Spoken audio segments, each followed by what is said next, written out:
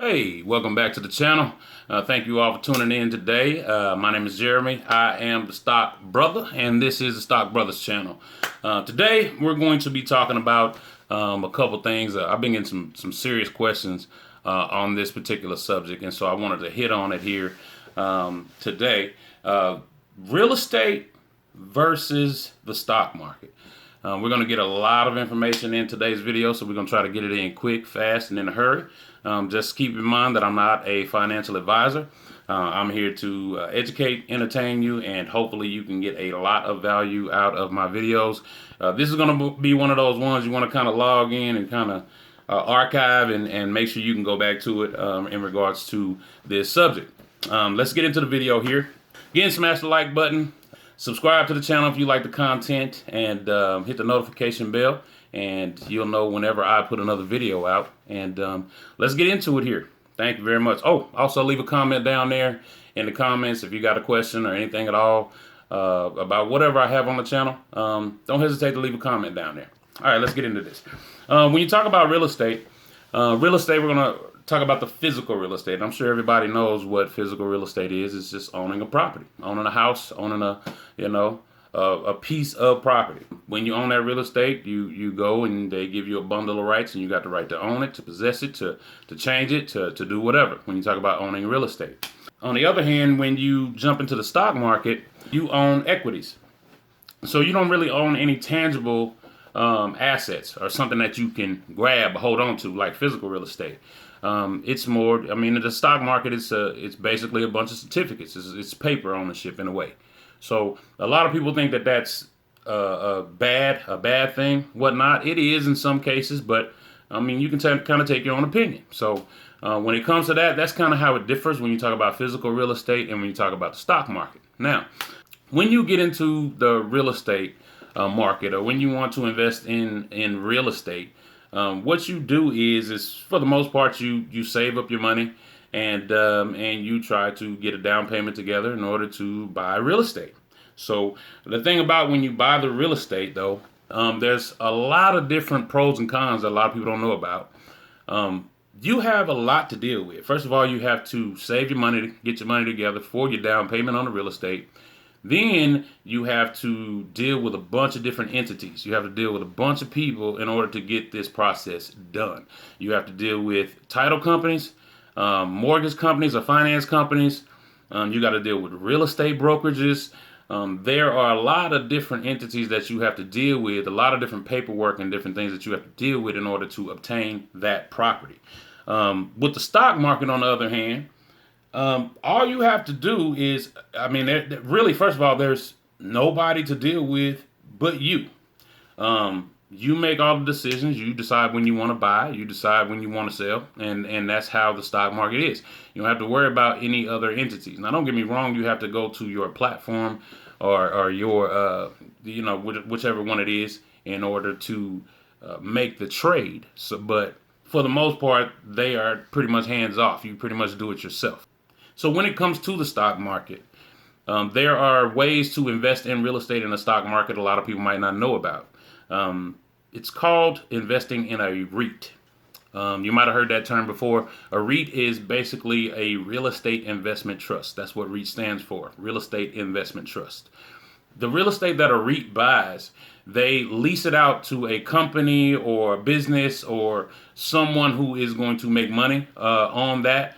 And a lot of the times, there are a lot of different leases that you can put out there when it comes to commercial. But they will put out a net lease or a triple net lease, and you can kind of look that up and see exactly what that is. That basically means that they don't have to worry about fixing the property. They don't have to worry about the building itself, the furnace if it goes out, or the air conditioning unit. They don't have to worry about that. The company itself that rents or that leases their property, they are the ones who have to worry about fixing all of that stuff and doing all that stuff.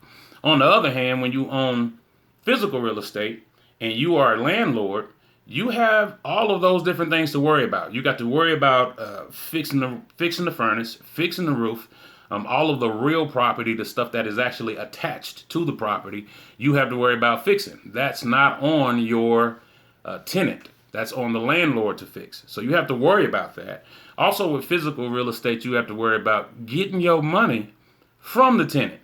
You got a lot of people, especially now with everything that's going on, you have a lot of people that's not really paying their rent. So, and you can't really evict them. And that's another thing. You have to worry about getting your money. And if you can't get your money, you have to worry about trying to evict someone. Sometimes that's what you don't want to have to deal with, people. But you have to deal with people when you talk about physical real estate and it being an investment property and somebody living at your property. So when you talk about the stock market itself and buying a REIT or real estate investment trust, there is nothing to fix. Even the company that you might buy, they don't have to fix anything most of the time based off the lease that they gave to their tenant. And some of these tenants are big time. I tell you what, an example of a real estate investment trust that I do own shares of and have owned for a long time is ticker symbol O. That's going to be Realty Income. Realty Income is a REIT. And if you go to their investor relations page, it'll tell you a lot about, it'll tell you just about everything about what they do. And you can take a look at their portfolio and see exactly how many properties they have. You can see who the tenants are for some of their properties. And some of those they have like Walmart, they got Home Depot. They got a lot of big time tenants that actually come and lease their properties from them. So when it comes to that, you don't really have to worry about fixing anything or nothing of that sort. So just to get into an example, I want to give you an example of physical real estate and buying real estate on the stock market. Let's just say, for this example, we have $20,000 and we're trying to make an investment with this $20,000. Now, we can decide if we want to make an investment into physical real estate or into the stock market. Now, on one hand, the physical real estate, there's a couple things you have to deal with. So once you get your down payment, you got your down payment together, you're trying to invest in a $150,000 house for this particular, or $150,000 property for this example. So by the time you take your $20,000 down payment and you buy or put it down on your $150,000 property, that basically means as soon as you get to the closing table to buy that property, as soon as you sign on the dotted line, you give them $20,000. They give you the right, bundle of rights to the property. It means you have the right to possess it, to change it, to do whatever you need to do. But the thing about it is that as soon as you sign the paperwork, you just gained $130,000 worth of debt for yourself. And just quick summary of that, you got $20,000 down. The property is $150,000. They take your $20,000 and then you got $130,000 left. They're going to finance that at your banking establishment, and that's what you're going to have to pay your monthly payment on every month. Now, in the stock market, when you get into the stock market and first of all, it's as easy as pushing a button to buy the stock. You don't have to worry about going through any entities and going through anybody at all in order to get this done. But when you push that button and you buy that and you invest that $20,000 into that REIT, real estate investment trust. In this particular case, we're talking about, for example, we're talking about Realty Income, ticker symbol O. When you invest in that REIT, you don't have to pay anything else for it. It is there.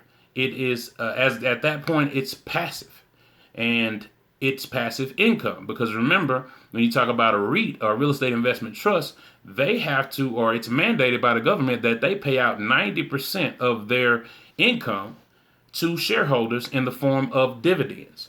And that's basically 90% of their FFO, which is going to be funds from operations. That's what you use to value a REIT for the most part. There's some different metrics that you use for other companies, but when it comes to a REIT, FFO, their funds from operation, is what you want to look at, because if they have plenty of funds from operations, they can pay you your dividend.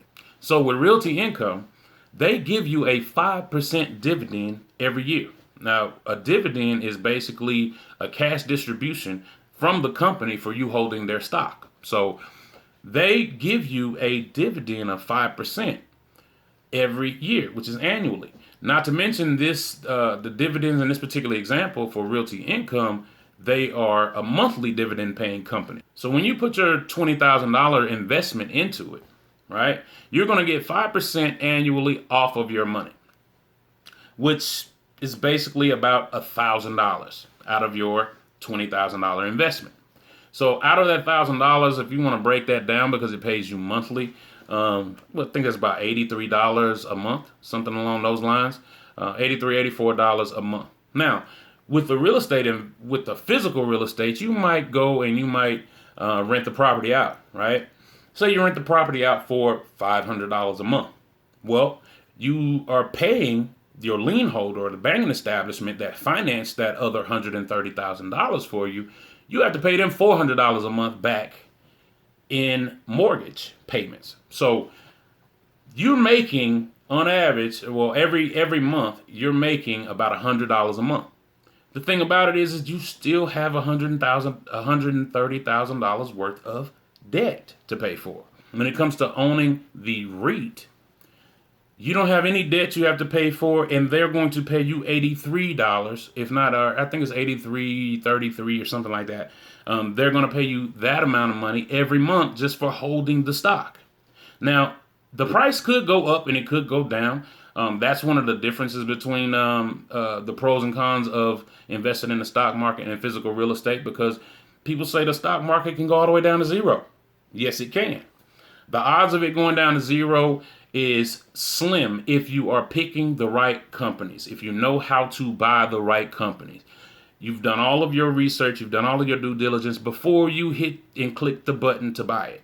So if you do that, the odds are, and the percentages are, again, being an intelligent investor will tell you that no, the odds of my money going to zero is not likely. So it can go down to zero. It can go up. It just kind of depends on what's going on. But again, we're about picking good companies here on this channel. So and about investing intelligently. So being that said, yeah, it could. But the price and the value on the physical real estate goes up and goes down as well.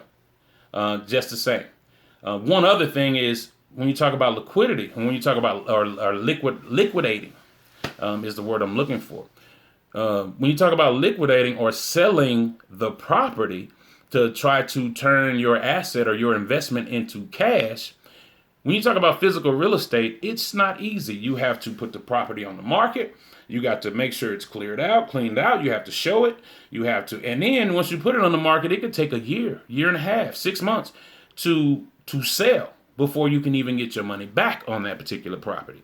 Now, when it comes to the stock market, you can click a button and sell it right then and there. If you bought it at $50 and the stock price went up to $60, you can sell that stock by clicking a button and not only get your $50 a share that you paid for it, but you get an extra $10 a share for just having it and letting it go up.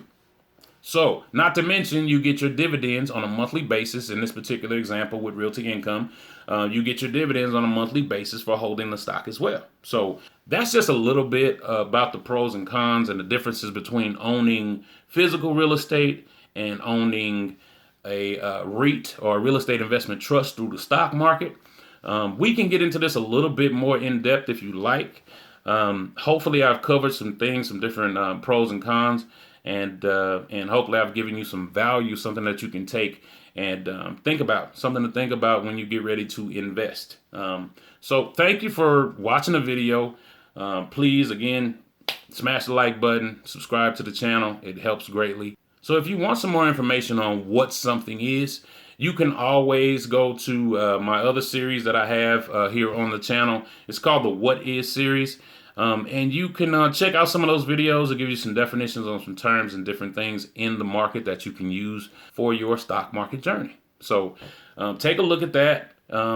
As always, keep looking me up, keep watching the videos, and I will see you on the next video. Thank you.